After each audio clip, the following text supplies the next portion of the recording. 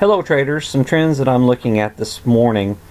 The yen, which is a very important currency to worry about.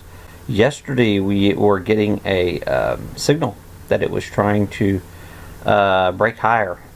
We've had a very long-term downtrend here. Let me go out in time. You see right now we're at the top of the consolidation and we're already trying to break out this morning. 1 second here. And on your weekly here, you can see this has been a downtrend for an extremely long time, and we're getting a potential reversal signal. This is a bearish for the markets, global markets in general, if this trade were to continue. Another trend change I wanted to mention was TLT. That's your bonds. We've had this long-term downtrend that we broke above yesterday, suggesting that the bonds are going to catch a little bit of a bid here, and that's also tends to be bearish equities. Now if you look out on a weekly view here, we have reference support on bond prices down in these levels, and we basically popped back inside this channel as of yesterday. It might actually give us a little bit of a relief rally. The rapid downturn seems to have stalled temporarily.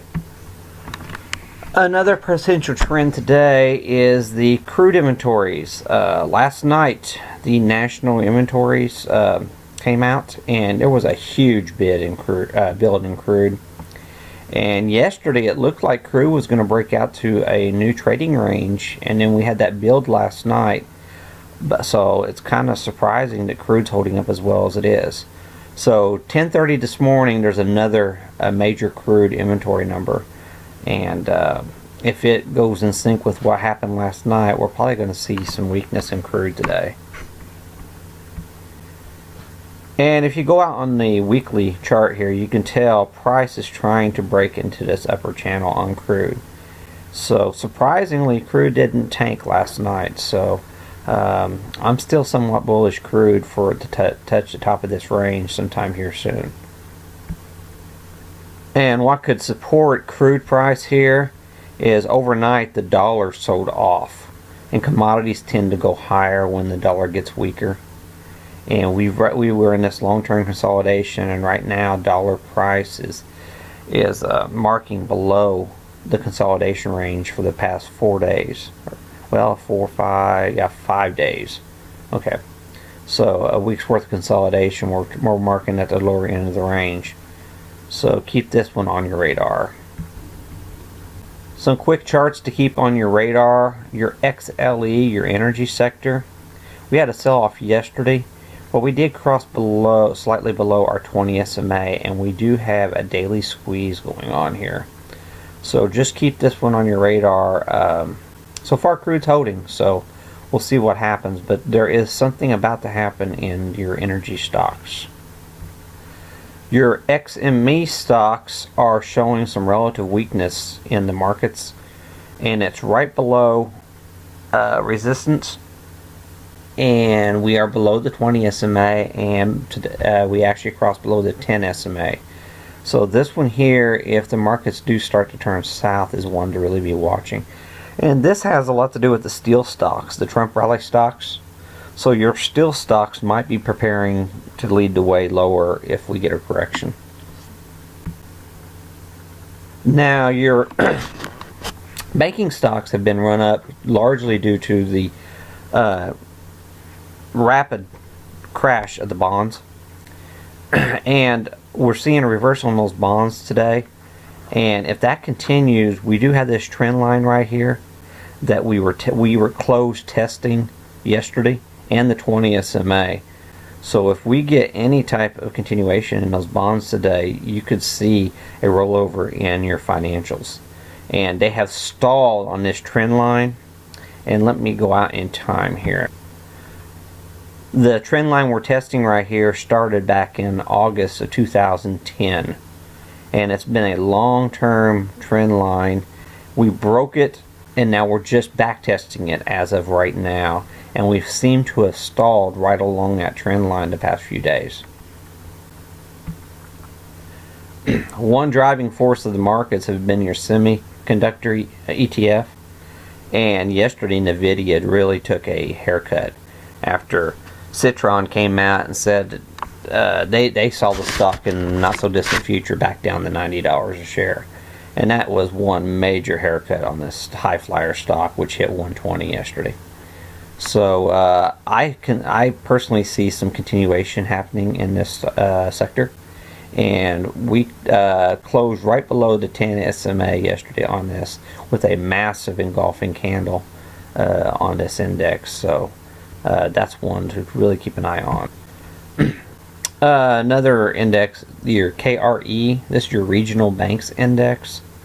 Like I said, the bonds had a change of character yesterday, and this one here has a lot to do with your Russell. And we closed on the bottom of the trading range we've been in for about a week now, so you might want to keep an eye on this for continuation lower, because that's going to have a serious impact on the Russell 2000. A couple other trends I want to point out here. Your computer technology sector, from Fidelity, they keep track of seasonality patterns. And your internet and your computer technology area, the 1st of January, the very first part of January, are typically short sectors in the economy. And it gives you some years that, if you were short that time of the year, what type of impact it would have had. So just keep that in mind when you're trying to trade these FANG stocks first of the year.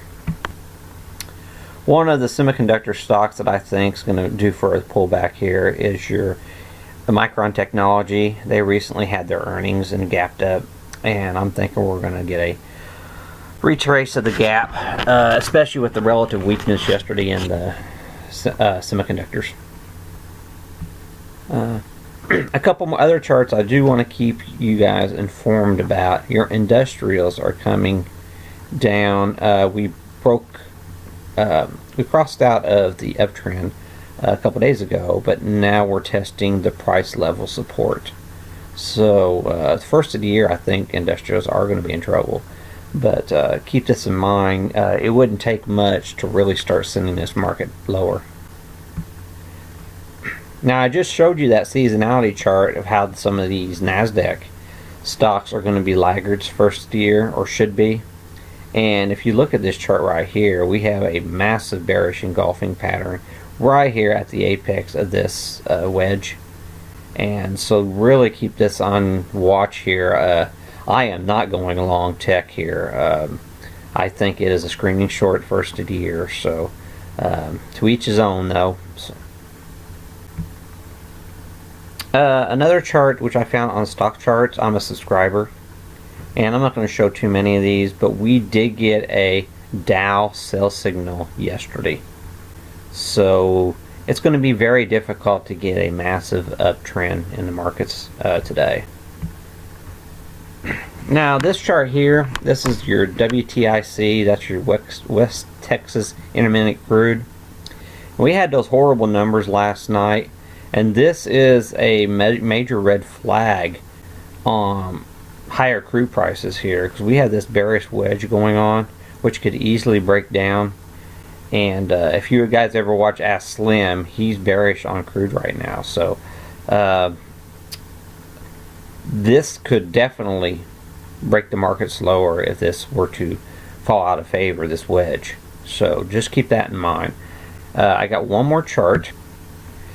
David LaRue from Stock Charts, he posts this, he updates this every day and posts it at the end of the day.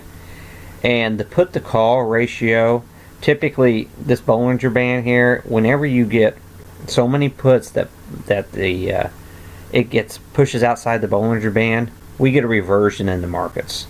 Okay, and just keep that in mind that we are at a very extreme level of your put to call ratio is a lot more calls than you'd have puts right now, and the markets, according to this chart, need a breather. There needs to be some more bearishness here to balance out the markets.